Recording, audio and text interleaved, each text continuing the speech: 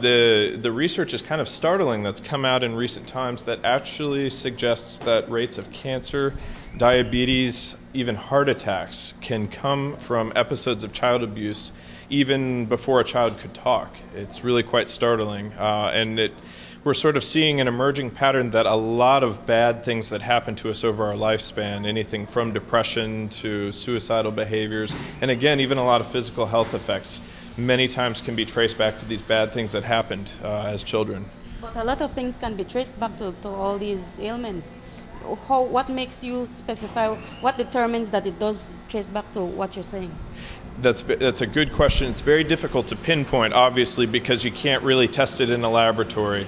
And so the way that that's being approached is a lot of these large-scale epidemiology studies in the United States where they try to exclude other factors. They try to look and sort people based on where they lived, how much money they made, and get as close as they can to separating out those that were hurt and those that weren't. Another way they can look at this is actually to look at identical twins that went on to live different circumstances and different lives.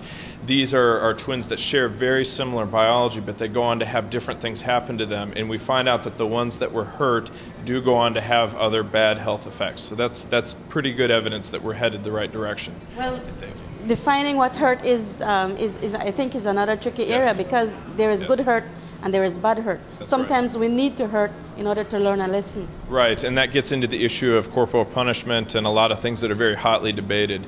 I think that's a really tough issue. There's a lot of different, very well-reasoned opinions about that. What I tend to try to focus on is the hurt that we know is bad, the really bad stuff.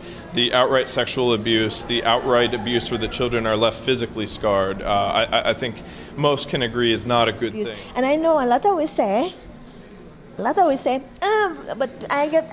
was beaten, I get a lot of lashing, and look how I turn out. Look at all the problems you now have. Okay? So we, this is all research, this is scientific. All scientific, and I hope you all come back and listen to Dr. Webb. He talked a little bit about it this morning on Channel 5, but I'm telling you, this is researched material that we're talking about. Right, but you were talking about the solutions, and we never quite got... Solutions, we want to come out of this conference with scientific researched information to hand to the government, and have some resolutions that we take to them. Because honestly, I believe that our leaders need to be guided. It cannot be that we just respond or we react.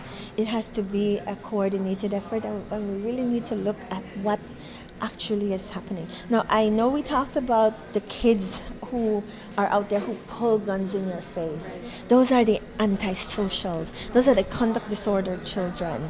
Those are the ones who really and truly, they need to be in a facility. They need to be getting treatment, and I'm talking about real treatment with medication. And those children need serious help. But the average child out there who's in school that frustrates the teachers, the kids you see on the street who are begging, those are kids that we need to feel some empathy for.